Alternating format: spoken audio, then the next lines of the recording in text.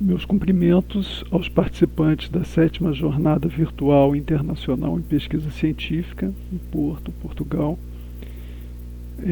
O meu nome é Fernando Ferrão, eu sou aluno do Programa de Pós-Graduação em Ciência da Literatura da Faculdade de Letras da Universidade Federal do Rio de Janeiro, portanto estou falando para vocês a partir do Rio de Janeiro.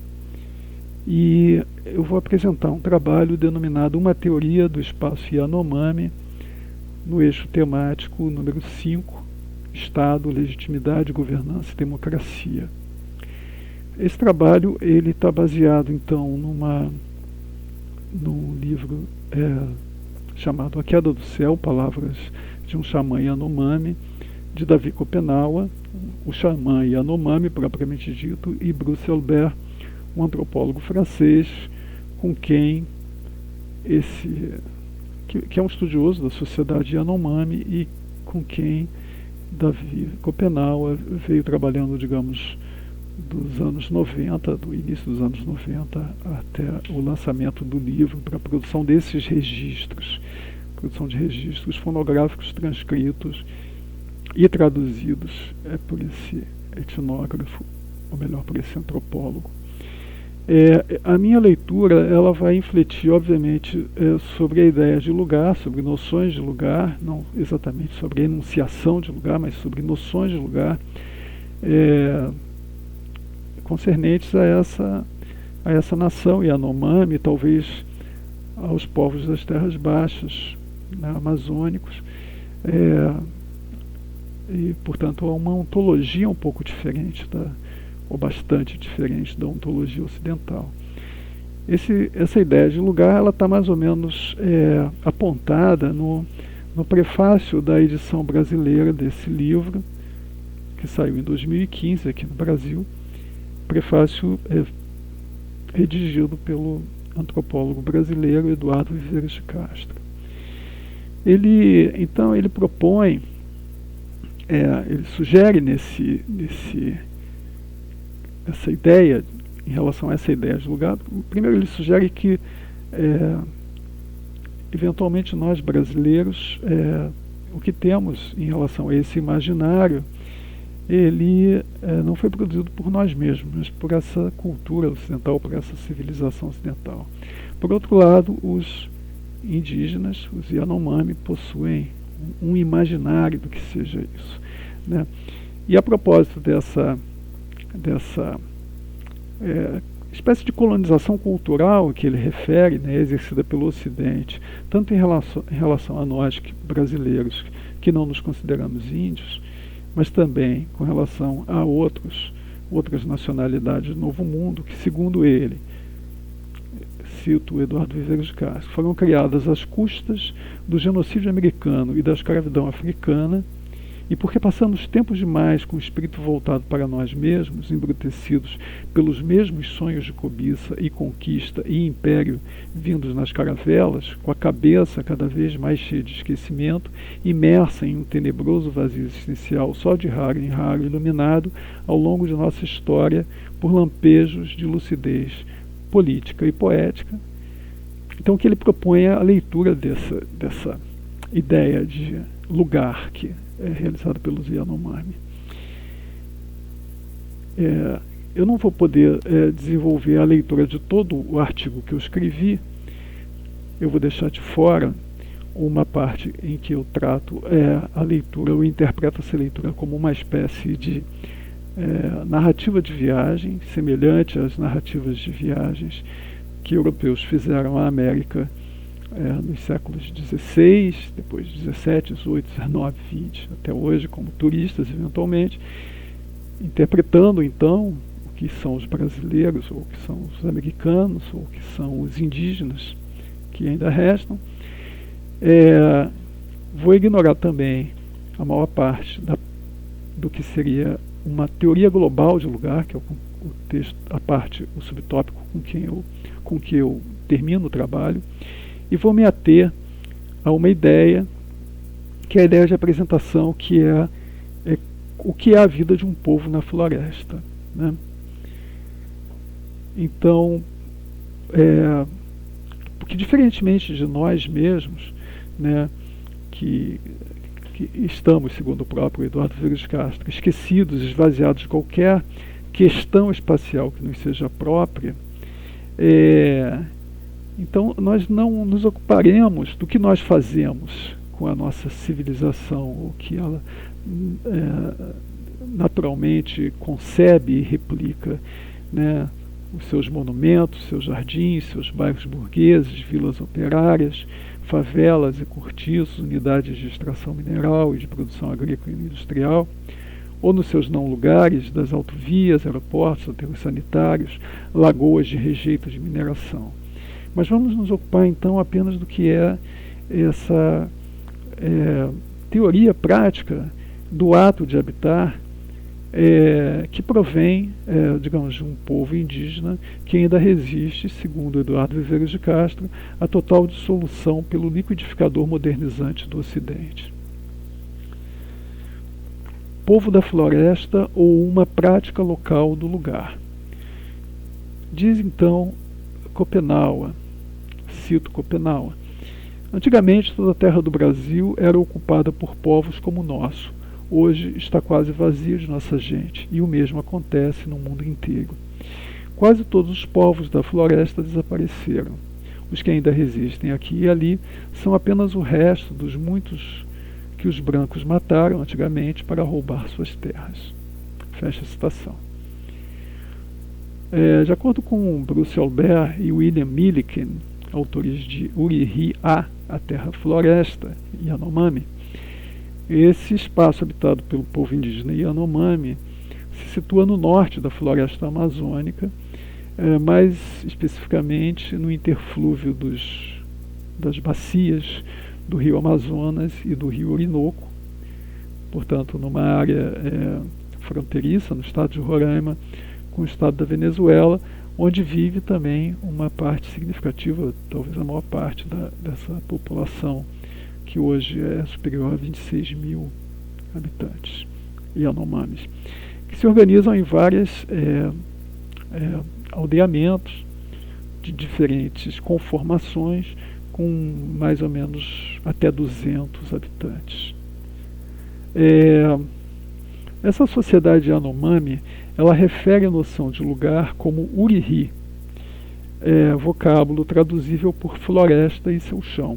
Portanto, lugar é floresta. Acrescida da partícula ipa, Uri-Hi passa a designar minha terra, no sentido de lugar de nascença ou de moradia atual de quem fala. Já Yanomai, Tepe, Iri-Ri-Pe significa a floresta dos seres humanos, ou a terra Yanomami. Isto é, o território que Omama, que foi o demiurgo, criou tais humanos, lhes deu para habitarem e se reproduzirem. O substantivo Uri-Hi também serve para nomear o mundo como nós pensamos, o planeta Terra. Uri-Hi Aprei, a grande terra-floresta. Imagem central na cosmologia Yanomami, a palavra Uri-Hi, a terra-floresta, não se deixa traduzir, contudo, como simples paisagem ou como fonte inanimada de recursos colocada à margem das aldeias para a disposição das necessidades e desejos humanos. Antes reverenciada como um ser vivo, ela não apenas se presta ao suprimento das demandas materiais Yanomami, alimentos, medicamentos, recursos para ornamentação e construção civil, etc., mas também evoca as abstrações da essência, Uri-Hi Nari, do sopro vital, Vixiá, assim como o princípio da fertilidade, Nihope. Os animais Yaropê, que assim como os seres humanos Yanomami moram na terra-floresta, são vistos miticamente como reencarnações da primeira humanidade, homens animais ancestrais Yaroripê, que por conta de sua carência, por conta do seu pequeno autocontrole e incompreensão de um necessário regramento social, optaram por formas de entidades não humanas. Os princípios emaranhados, os precipícios emaranhados, as colinas e os rios da Uri-Hi são os lares de incontáveis seres maléficos, Nevaripê, que nele se tocaiam para traiçoeiramente caçar, ferir ou provocar doenças nos Yanomami. Já no topo das montanhas residem os Chapiripê, imagens xamânicas dos ancestrais animais deixadas por Omama para que tomassem conta dos Yanomami. É com esses Chapiri, ou Chapiri, com eles, que são os espíritos desses animais, com quem os xamãs conversam, que se orientam por esses espíritos Chapiri. A totalidade de Uriri é coberta por vias espelhadas, onde os Chapiripê brincam e dançam sem término. Uma festa sem término. O monstro Teperecique, sogro de Omama e avô da humanidade, esconde-se em uma casa no fundo das águas, onde também moram os espíritos Iavaro e Oma. Suas irmãs costumam se mostrar aos jovens caçadores Yanomami e, depois de tentar seduzi-los e fazê-los perder o controle de si, concedem-lhes eventualmente o acesso ao conhecimento e técnicas xamânicos. Visto então que os Yanomami apresentem essa identificação total com sua terra-floresta, entidade viva que não pode ser apartada de sua cultura, uma vez que, segundo Bruce Albert, encontra-se inserida em uma complexa dinâmica cosmológica de intercâmbios entre humanos e não humanos, fecha a citação, e que seu usufruto lhes seja garantido por uma lei brasileira e uma lei venezuelana, tornar-se-ia mais uma vez necessário o genocídio desta feita realizado pelo enorme contingente de garimpeiros e grileiros de terras, de modo a garantirmos o avanço colonizador do Ocidente que há 5 séculos temos perpetrado contra as populações indígenas.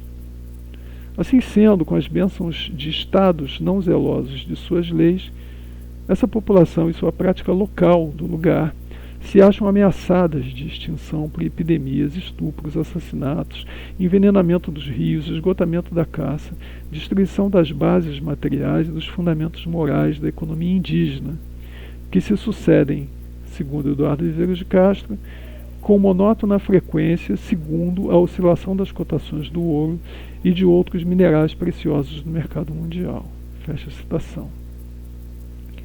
Entretanto, ao contrário das notícias que nos chegaram acerca das extintas populações indígenas da costa brasileira, seja através da crônica de Hans Staden ou do ensaio de Montaigne, seja através de imagens de nossos pintores naturalistas, de personagens de nossos escritores românticos e modernistas, agora nos chegam notícias desse povo nativo antes de seu desaparecimento e contadas por um de seus notáveis xamãs.